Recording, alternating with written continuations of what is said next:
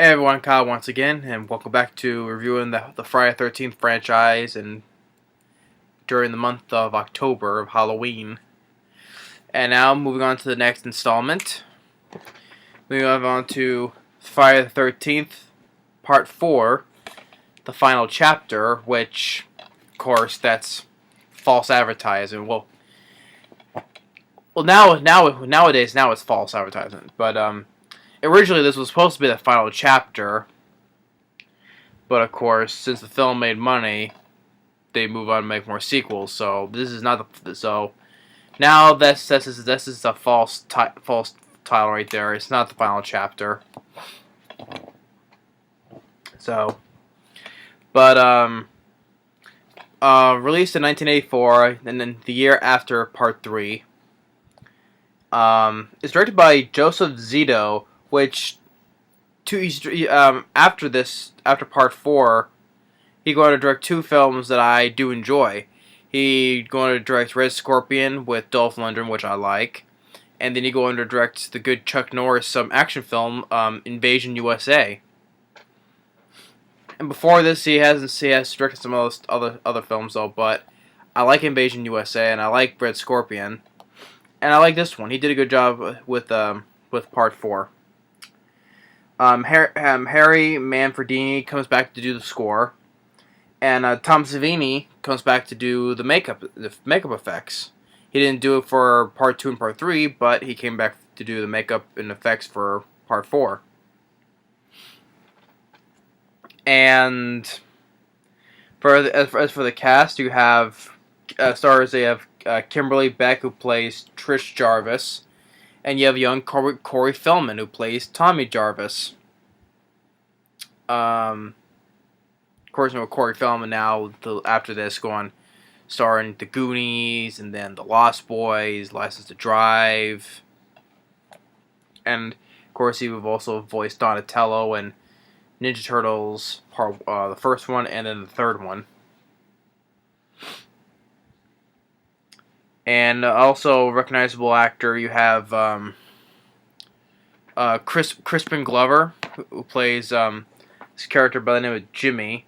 Of course, Crispin Glover from Back to the Future, and then he also stars in Willard from 2003, which I like Willard. And other people, I thought they also did fine as well. The film came out it was a hit. Opened on Friday, April 13th, 1984. I like what they released it, like when they released it on Friday the 13th, to make it much more, can make more money off of though. But been on a budget of $2 million. The film was a hit. It made about $33 million, and it was made more than the first previous two, and which the reason why this was a hit, and that's why they want to make more sequels. So that's why it's called the final. It's not called the final chapter. But the critical reception hasn't been too kind either. But this has 25% Rotten Tomatoes, which is higher than the third film, and a 5.9 IMDb. And it's 91 minutes. It is still a good paced film as well. And I like the final chapter. I would say I like part. I would say sequel wise, I think I like Part 3, and then Part 4. I like Part 5. Part 6 I enjoyed, and then Part 7. So I have the sequel wise so far. I like 3, 4. I like Part 5, but it's not one of my favorites though. But Part 6 is as well. But I'll get to those through Part 5 and 6 when I get to this. But first, it takes place. It takes place in the same on the night of the third film, where the police and the ambulance crew are cleaning up the mess. They take Jason's body to the hospital, to the morgue, And Jason escapes the hospital. He kills this orderly. The morgue guy, who is the morgue orderly, I think, was whatever. A guy by the name of his name is Axel, and you get a good effect where he takes like a hacksaw, cuts his throat, and then just twists his head 180 degrees. That's a very good kill and good gory death scene right there. Slices his neck with hacksaw and then just twists the head 180 around. And then he kills the nurse with a scalpel, and he stabs her right here. Then he makes his way, like cutting her all the way down further. That's another gruesome stuff. Not only because of the scalpel, he's like cutting all her straight down. In a way, kind of like disemboweling, but you don't see nothing but he's just getting the idea that he's cutting deeper down. So, and then he escapes, and then a group of teens are moving to this house next to the Jarvis family, which they drive past a hitchhiker, and Jason kills that hitchhiker, stabs through the neck, and then you get this fun back and forth where with Crispin Glover, his character name is Jimmy, and then the other guy named Ted, played by Lawrence Monenson. They have some fun back and forth dialogue between each other, like as they were driving, it's like Jimmy's like, I broke up with this girl named Becky or BJ, whatever, and it's like, you broke up with her. And then he's like, the computer says you're a dead fuck. And he's like, the computer doesn't lie, and he says, I am a dead fuck. I can explain it better more in the film though, but it's just how the way they transition with the humor and stuff made it a little bit funny. So they get there, they're doing their typical teenage stuff, and when Jason gets there, he starts killing the people off one by one. And with Tommy's and with Corey Feldman as Tommy, he makes his own masks, and first he goes to the lake where he sees the teens, doing a little bit of skate jumping. He's like looking, and then just and her older sister's like, hey, turn around, you can't see this. And then he also the teens meet with these two twins as well, and then Trisha meets with this guy by the name of Rob, played by E. Eric Anderson, and I like the guy who played Rob. I liked him. I thought he did pretty good. And once you find out that guy, he's hunting for Jason. He knows he's alive. He's gonna hunt for Jason because his sister was killed by Jason. And you find out that his sister was the one in Friday the 13th Part 2, where she was the girl that was making with the guy in the bed, and in Part 2 that Jason, he impaled both of them through the spear, through the bed. That girl, that's the guy's sister that was killed in Part 2. So he's looking for him. He's telling her that he's alive. And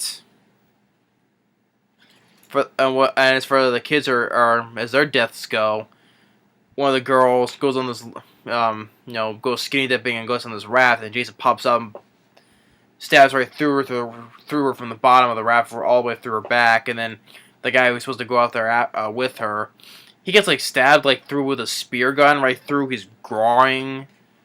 Cringe doing the death scene right there because he's just stabbed right through right there.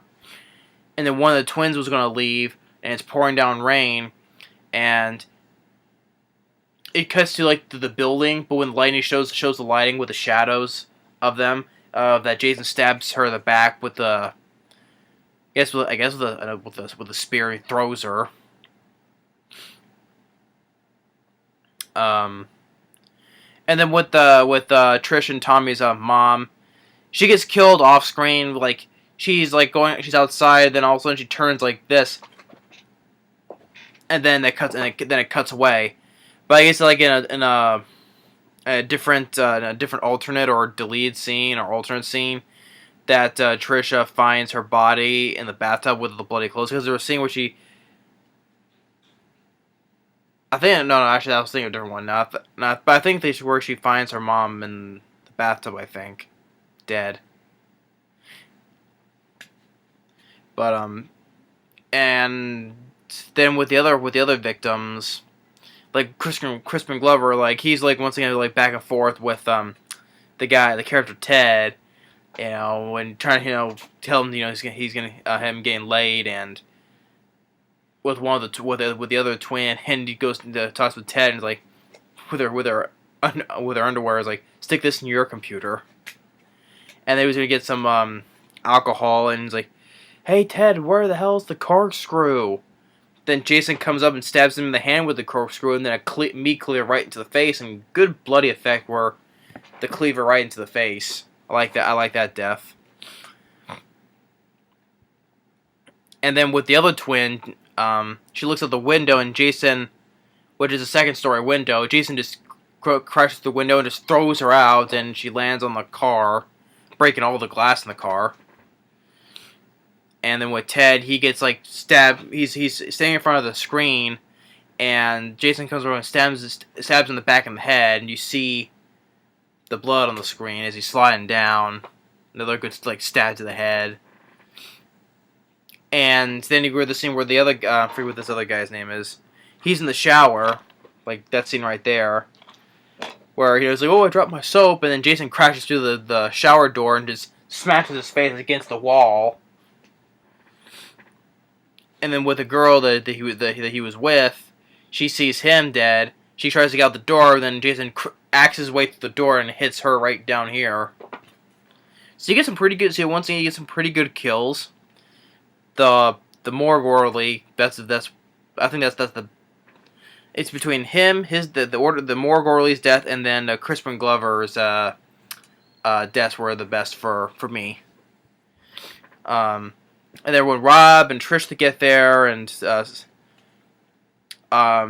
to find everybody, and while they're at those teens' house, they have a dog by the name of Gordon, and I guess he got spooked, and he goes and jumps out through a window, breaking the glass. So he got spooked.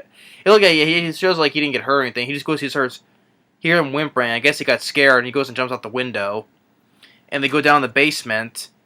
And I kind of felt bad for the Rob, the character Rob.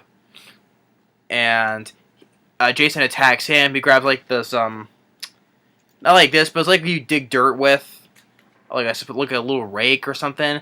And he's like, he's killing me! He's killing me! Get out of here! He's killing me! And I felt because I liked him. It was so sad to see him go. And but then when Trisha gets with Tommy back at their house, Jason just goes and tosses Rob's body through the window. And then Trisha, does pretty good at a fight against Jason. Like she has his hammer, stabs him in the neck, and then when they go upstairs into Tommy's room. When he's breaking through the door, she gets a television set and just hits him right in the head with it.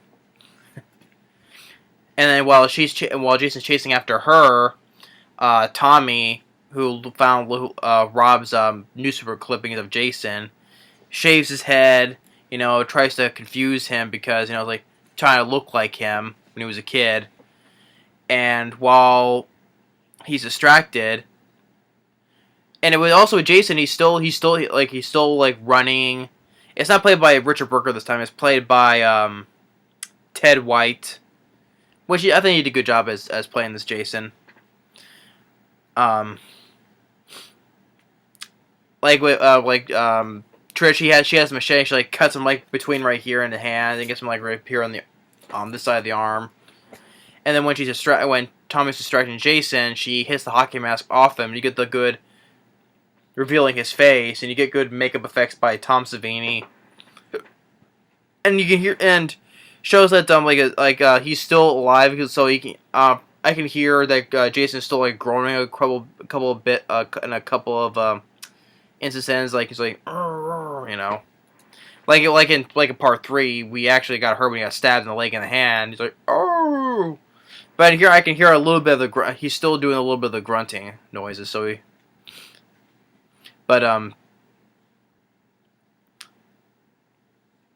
but then Tommy goes and takes the machete and goes and just hits him right in the face, and you get the good effect of the machete in the face, and he falls down. His face is sliding against the blade, and then Tommy kind of like loses. He sees him still moving, so he takes him. The machete is hacking him up and down. It's like die, die, and then it cuts to the hospital where Tricia's at the hospital, and Tommy comes in. And as they're hugging, Tommy gets this creepy look on his face, like, so, and which eventually leads to part 5. He's been, leads to part 5, which he's traumatized by the whole instance. So, but as for part 4, I enjoy it. It's another good addition to the series. Which it was supposed to be the final. They thought it was going to be the final chapter. The reason why, because they named the final chapter, because critics were hating this series. That's the reason why, especially for the first film. That Gene Siskel, blasted the film, and the film was kept on receiving negative reviews after negative reviews. So after all that, they decided to make the 4th one the final chapter, and that's the reason why they were doing that. But the film made money. It was a hit, and that's why they wanted to make that's the reason why they wanted to make the 5th one, to make another film.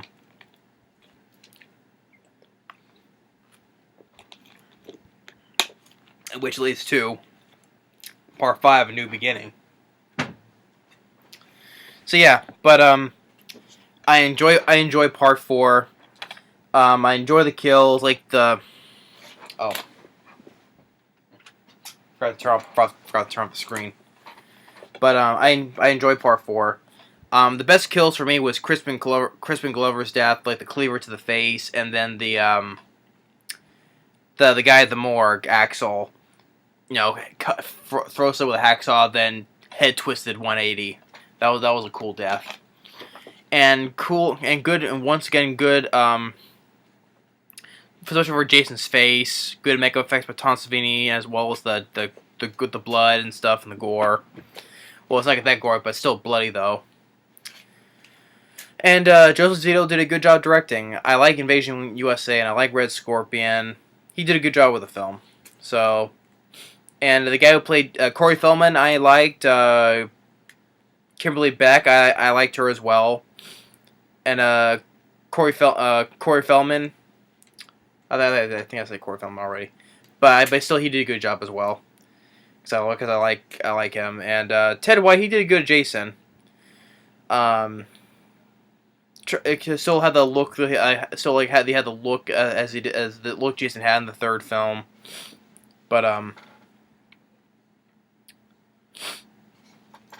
and it's a good paced film as well.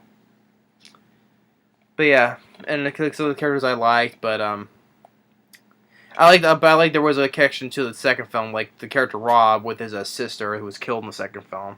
So at least it was still connecting. But yeah, part 4 is a good one. I'm not calling this final. It's called the final chapter, but it's not the final chapter. So misleading for that though, because over the years it's still.